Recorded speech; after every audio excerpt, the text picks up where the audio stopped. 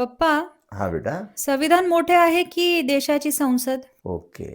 हा प्रश्न सातत्याने विचारला जाणारा प्रश्न आहे बेटा. पण आपण सगळ्यांनी लक्षात ठेवलं पाहिजे की भारतामध्ये कायदा हा सर्वोच्च आहे, संविधान हे सर्वश्रेष्ठ आहे. न्यायालयाने सुद्धा, सर्वोच्च न्यायालयाने सुद्धा अनेक वेळा या गोष्टीची पुष्टी केलेली आहे की संसदेपेक्षाही संविधान हे सर्वतोपरी आहे. म्हणजे सर्वात उंच किंवा सर्वात श्रेष्ठ जर काय असेल तर या देशाचे संविधान आहे. तर ते का? तर या देशाच्या संसदेनं संविधान निर्माण केलेलं नाही, तर या देशाच्या संविधान सभेने हे संविधान निर्माण केलेलं आहे. म्हणून या देशातल्या नागरिकांनी ते तयार केलेलं आहे, लोकांनी ते तयार केलेलं आहे. म्हणून सार्वभौम ही जनता आहे या देशाची. म्हणून संविधान हे संसदेपेक्षाही सर्वात श्रेष्ठ आहे. मग भारतीय राज्यघटना काय म्हणजे काय बेटा? तर भारतीय राज्यघटना म्हणजे राजकीय संहिता आहे, या देशाचा कायदा आहे. त्या संविधानानुसार हा देश चालतो. डॉक्टर बाबासाहेब आंबेडकरांनी जेव्हा या देशाला संविधान दिले,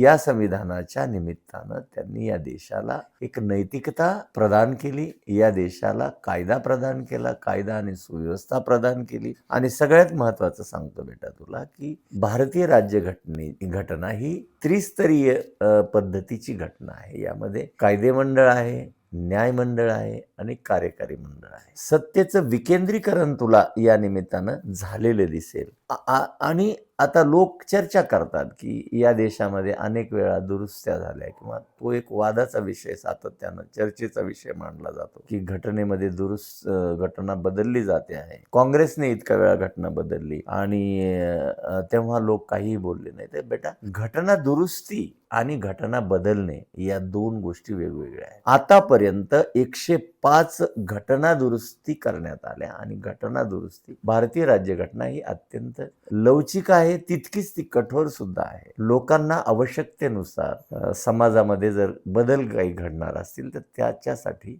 दुरुस्त्या करण्याची तरतूद राज्यघटनेमध्ये करण्यात आलेली आहे. कलम 395 नुसार या देशातले सगळे कायदे रद्द करून भारतीय संविधानाचा 26 जानेवारी 1950 पासून या देशामध्ये अंमल सुरू झाला आणि तेव्हापासून संविधान हे देशामध्ये सर्वतोपरी मानले जाते. त्याच्यामुळं घटना श्रेष्ठ की संसद श्रेष्ठ हा विषय जेव्हा जेव्हा निर्माण होईल तेव्हा एकच गोष्ट लक्षात ठेवली पाहिजे की संविधान हे सर्वात श्रेष्ठ आहे.